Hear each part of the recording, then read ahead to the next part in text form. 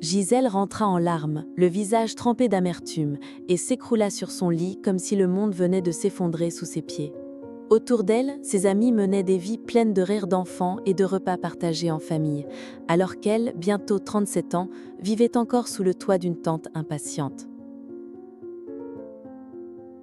Le lendemain matin, la voix sèche de cette dernière l'attira de ses pensées. « Tu auras 37 ans bientôt, tu entends?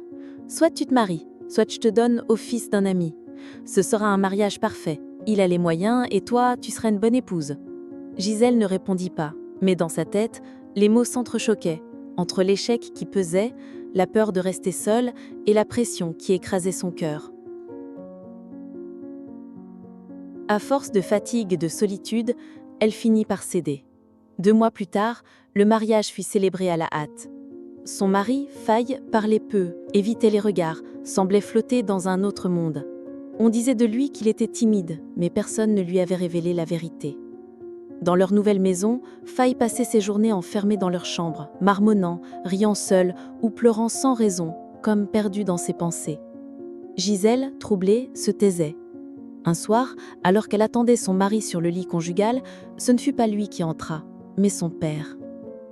L'homme s'approcha lentement, s'assit au bord du lit et dit d'une voix ferme : « Enlève tes habits, Gisèle. » Déconcertée, elle balbutia : « Pardon ? Où est Faye ?» Son regard s'enfonça dans le sien.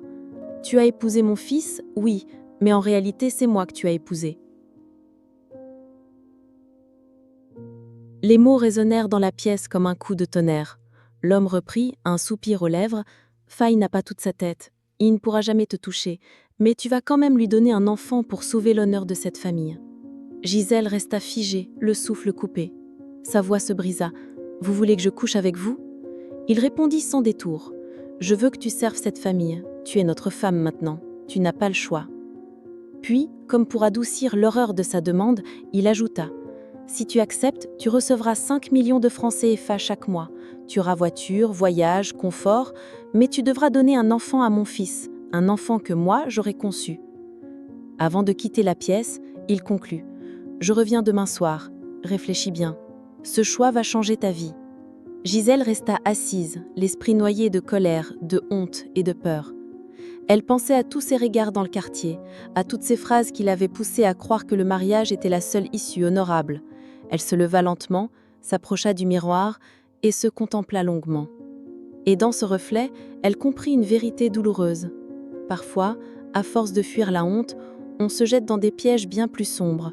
Le mariage ne devrait jamais être une fuite, encore moins une prison. Car il vaut mieux